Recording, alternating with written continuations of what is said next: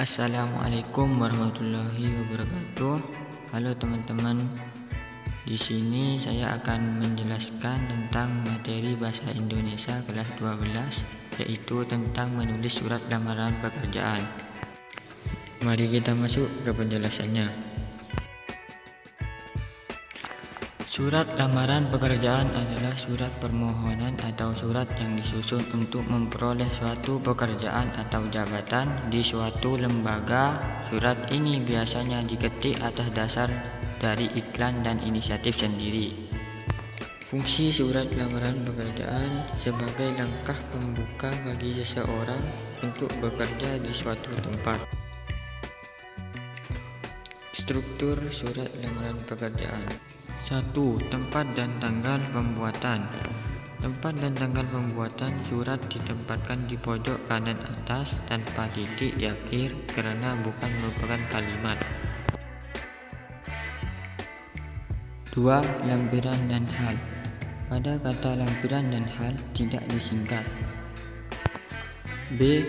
Angka dalam kolom lampiran ditulis menggunakan huruf. 3. Alamat surat. A. Tidak menggunakan kata kepada. B. Alamat disarankan tidak lebih dari 3 baris. C. Jabatan tidak boleh menggunakan jenis kelamin seperti bapak atau ibu. D. Tulisan jalan pada alamat tidak boleh disingkat. E. Tidak menggunakan titik di masing-masing akhir barisnya. 4. Salam pembuka. Di dalam salam pembuka, kita dapat menggunakan kata dengan hormat yang setelahnya kata tersebut kita menggunakan tanda baca koma. 5. Alinea pembuka. Alinea pembuka sebaiknya menggunakan bahasa yang baik agar para pihak atau instansi yang membacanya tidak tersinggung. Di dalam alinea ini juga sudah harus muncul pertanyaan umum yang menggambarkan dari pelamar atau tesis. 6. Isi.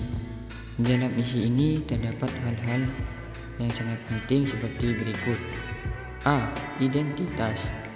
Isi identitas berisi keterangan berupa nama, tempat, tanggal lahir, alamat pendidikan terakhir, dan dapat ditambah lagi sesuai dengan keperluan. Di dalam menuliskan keterangan tersebut, huruf awal kata yang digunakan adalah huruf kecil. B. Maksud dan tujuan. Maksud dan tujuan merupakan keterangan tentang alasan pengirim atau pelamar pekerjaan yang menulis surat. C. Menyertakan lampiran. Dalam lamaran pekerjaan terdapat beberapa lampiran tentang syarat yang sudah diminta oleh instansi yang membutuhkan pekerjaan. Oleh karena itu, pelamar harus memenuhi lampiran yang diminta tersebut. Kemudian, di setiap rincian menggunakan tanda baca titik koma dan di akhir lampiran menggunakan tanda baca titik. 7. Penutup. Di dalam surat lamaran pekerjaan, isi penutup haruslah menunjukkan keantusiasan pelamar kepada instansi yang dituju. 8. Salam penutup. Jika di awal ada salam pembuka, tentulah diakhiri salam penutup. Sebagai surat lamaran, salam penutup menjadi sangat penting karena salam penutup sebagai bentuk etika sopan santun dan penghormatan.